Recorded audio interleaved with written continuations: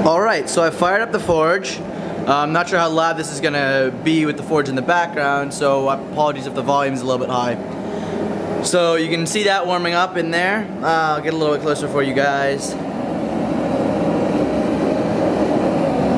My first project, or rather the first part of what we're going to be doing today, is a bit of work on the tongs. Now I've got most of the basic shape done. I'll probably shape it just a little bit more, but the main thing I want to do with both ends of these is heat them up to critical temperature, which is when they're no longer magnetic, and then let them cool down in the air. And that will relax the metal enough for me to drill the holes in it that I need to assemble them. So I'm just going to throw this end in here, and given a couple minutes that'll warm right up.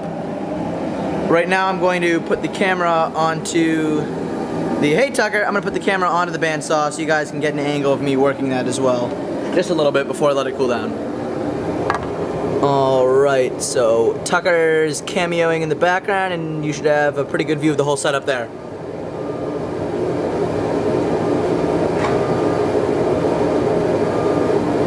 This gives me a little bit of time to talk about my hammers. I have a couple different ones. This is just standard hammer, nothing special about it. It's pretty heavy, good for flattening things. This is somewhat of the same deal, but I can hit a little bit more because it's lighter and I can hit faster with it. And it also has this end, which is good for making little splits or little divides in the metal. This is the one that has the most interesting looking head. It has the rounded shape there. And that's really good for spreading metal apart. So that's what I've used on the sword that you'll see later. Or rather, the start of the sword.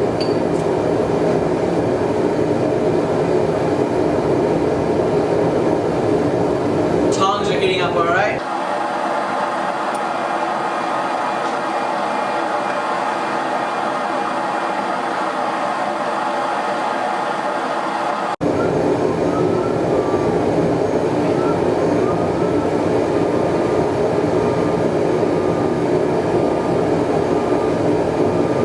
So we're pretty good and warmed up here. I'm not going to get too much hot in this for now. I'm only going to be doing 1 or 2 hits here. I just want to bend the flat part of the tongs out a little bit so that I can get a better grip. Now I'm going to let it warm up all the way and then just cool off. I'll do this with both ends. No need for me to video the whole process, so I will shut off the video for now. Alright, so while one end of that is cooling, I'm going to be doing some work on this. This is a bar of 5160 spring steel, which I'm intending to turn into a sword. And you can see I've already done a bunch of work on the hilt here. The job is going to be squeezing this metal together and up this direction in order to lengthen and thin this enough to put a handle on it. And I've already got the work started, but I'm going to have a bit of trouble getting the nice clean edge here, but I have some ideas. So I'm going to throw this into the forge now.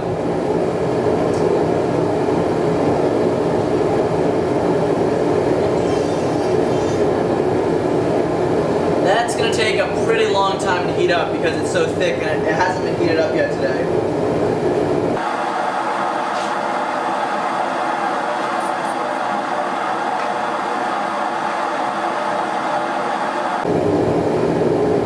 Meanwhile, I'm just thinking of clever ways I can pull off this ice bucket thing. Thanks, Harris.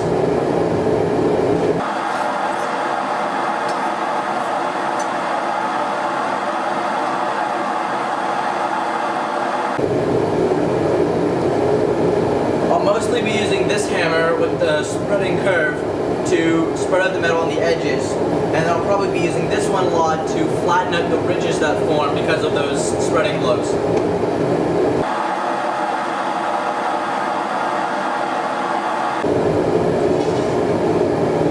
We've got just the tip heated now to orange hot, but I want the whole length.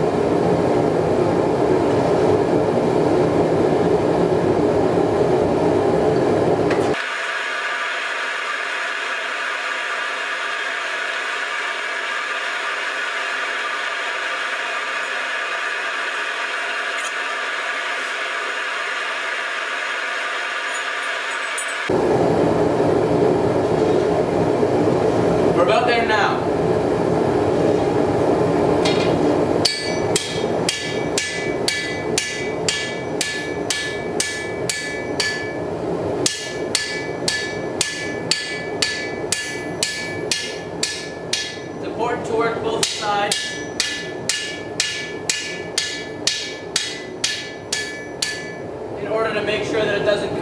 much off center, which it is a little bit here.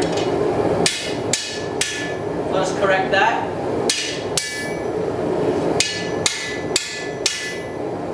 And back in it goes. All the subsequent heatings after the first one are much quicker because it's already at a very high temperature.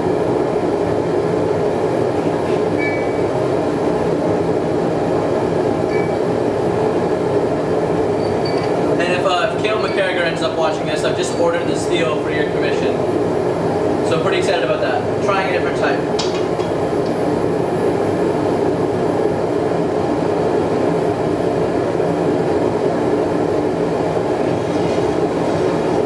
Almost. I'm going to do some wheeling on the edges now with this.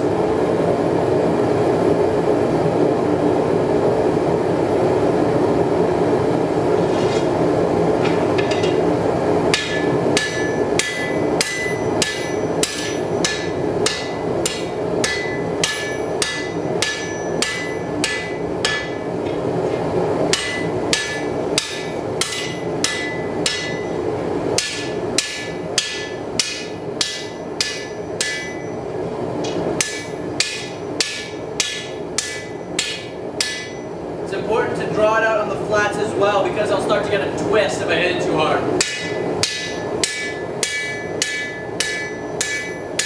Hammering it flat corrects that.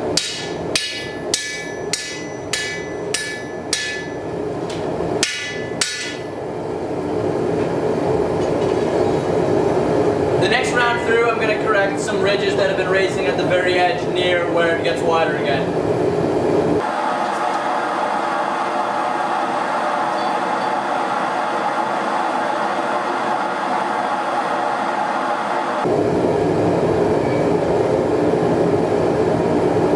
The nice thing about having a relatively small anvil is I can reposition it here if I need to. I haven't fastened it down to the stump yet, which probably should be done by now, but I got really eager to fire this up a couple days ago and I haven't gotten around to get the hardware. Alright, so here we are. I'm going to fix those ridges now.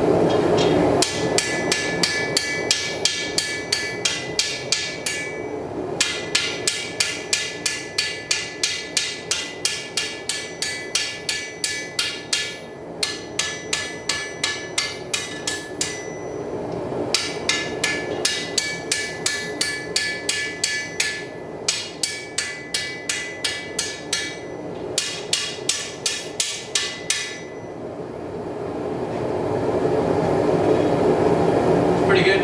Now I'm going to try a different technique. The square hole in the end of the anvil here is called a hardy hole. Normally that's for putting different types of tools in to do different things with metal. But I'm going to try to feed that in tang first into the hole, hit it downwards a little bit from the top and see if I can't make a nice edge. This might fail miserably, in which case you can see it on film and call me out on it when you see me next in person.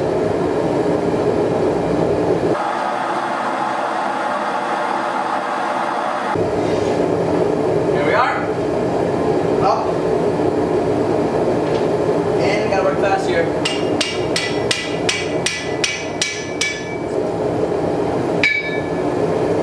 That's working pretty well.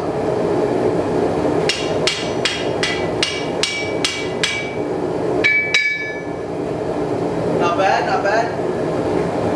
Not sure if that technique's gonna end up working perfectly because I'm not quite thin enough near the edge yet.